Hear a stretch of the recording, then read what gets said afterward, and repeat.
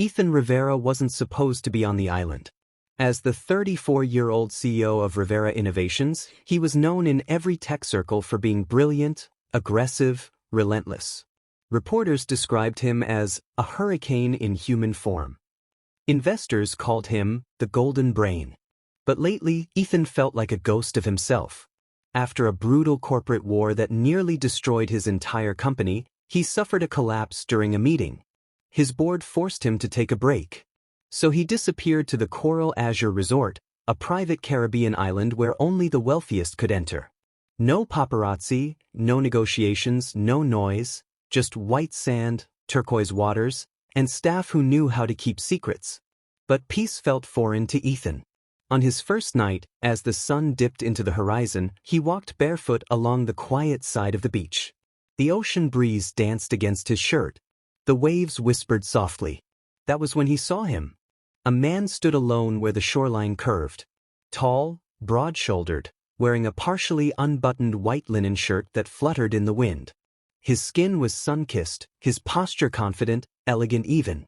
Dark hair swayed slightly with the sea breeze. Ethan knew that face. He'd seen it on magazine covers. Liam Hart, hotel magnate, billionaire heir, owner of luxury resorts across the globe.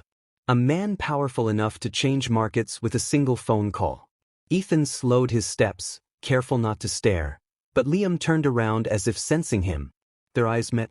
It wasn't the polite, fleeting glance rich men exchange at events. It was long, slow, curious, almost intrusive. Liam's lips curved into a soft smile. Running from something? He asked casually, voice deep and smooth like aged rum. Ethan blinked. Or someone. Liam stepped closer, folding his arms lightly. Both is usually the right answer. Ethan huffed a quiet laugh. I needed a place to breathe. Then you picked the right island, Liam said. He offered his hand. Liam. Ethan shook it. Ethan. I've read articles about you. Hopefully not the ones saying I'm impossible to work with. Oh, I've seen those too, Ethan replied, smirking slightly. Liam's eyes gleamed playfully. I like you already. They walked along the shoreline as the sky turned a deep shade of orange and gold. For the first time in months, Ethan didn't feel like a CEO or a billionaire or a broken man pretending he was fine. He just felt human. And strangely, inexplicably drawn to this stranger with sea glass eyes. When they reached the curve of the beach, Liam stopped. Be careful on this island, he said softly. Sometimes it heals you. Sometimes it shows you the truth you've been running from. Ethan frowned. And what truth are you running from? Liam looked at the horizon. An expression crossed his face that Ethan couldn't read. Something heavy. Something painful. You'll find out, Liam whispered. Eventually. And just like that he walked away, leaving Ethan standing alone with more questions than answers, and a heart beating far too fast for comfort. The next morning, the Caribbean sun poured golden light into Ethan's suite. He barely slept, replaying last night's conversation. He couldn't explain why a stranger's voice echoed in his mind, or why he felt drawn to someone he'd only spoken to for moments. Trying to distract himself, Ethan made his way to the resort's infinity pool. He spotted Liam immediately, lounging under a palm umbrella. Shirt open, sunglasses low on his nose, a coconut drink in one hand, tablet in the other. He looked annoyingly perfect. You're up early, Liam said without looking up. Couldn't sleep, Ethan admitted. But sleep is overrated. Liam slid his glasses down.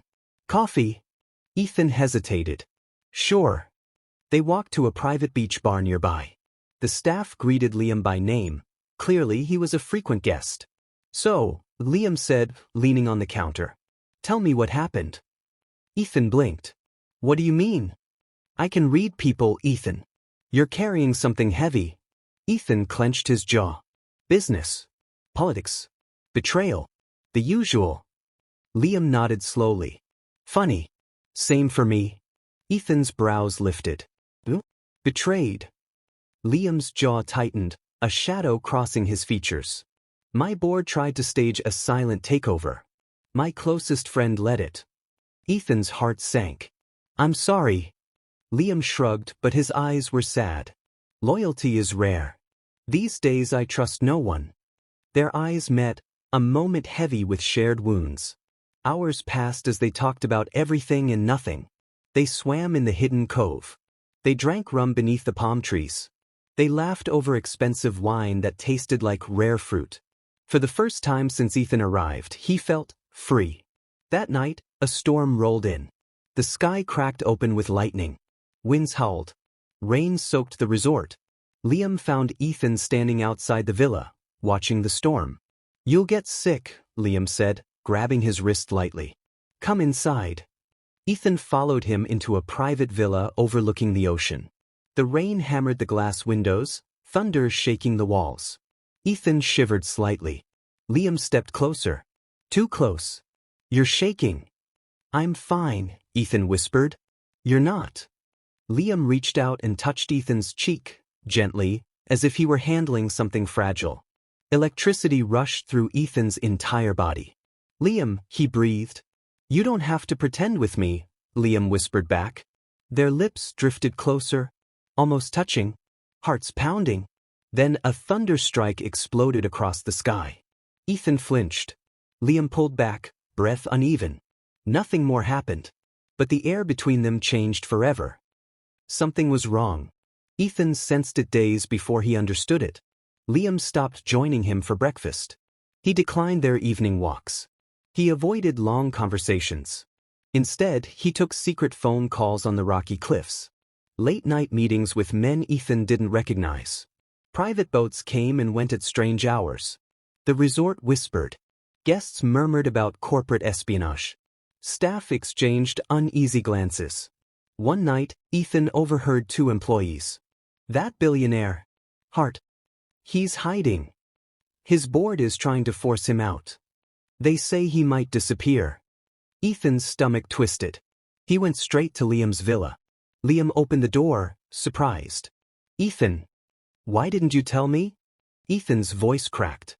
"You're in danger." Liam looked away, shoulders tense. "Because you're the first person who hasn't wanted something from me." Ethan stepped closer. "And maybe I do want something." Liam turned, eyes burning. "What?"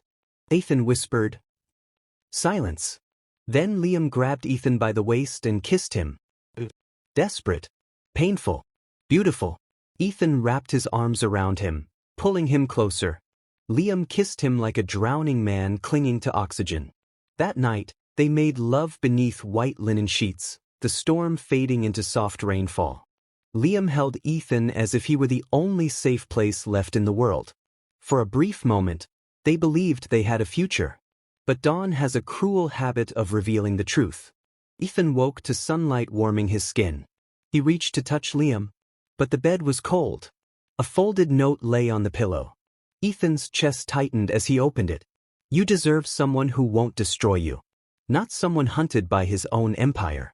Thank you for giving me one night where I could forget everything." Ethan pushed out of the bed, panic rising. He ran to the balcony. Below, black SUVs lined the dock. Men in dark suits. Silent. Uncompromising. Liam walked toward them, hands in his pockets, shoulders heavy. "Liam!" Ethan shouted. Liam froze. Turned. Looked up at him. His eyes softened in a way Ethan had never seen, sad, grateful, full of love he didn't allow himself to voice. He mouthed, "I'm sorry." Ethan sprinted. Down the villa stairs. Across the sand. Heart pounding like a drum. But by the time he reached the docks, the boat was already pulling away. He yelled Liam's name. But the ocean swallowed his voice. The Caribbean sun rose bright and golden over the water. Beautiful. Peaceful. It felt wrong. Ethan stood in the surf, waves washing over his ankles, breath shaking. He had come to the island to recover. Instead, he found the one thing he didn't know he was missing. And lost him in the same breath. Rumors spread later. Liam disappeared from the public eye. His company went silent. No one knew where he went. But Ethan remembered the last thing Liam ever said to him. Sometimes the island heals you. Sometimes it shows you the truth you fear the most. And Ethan finally understood. The island healed him. But the truth it revealed, was that some loves arrive like storms, here for one night, gone by morning, but leaving a mark that never fades.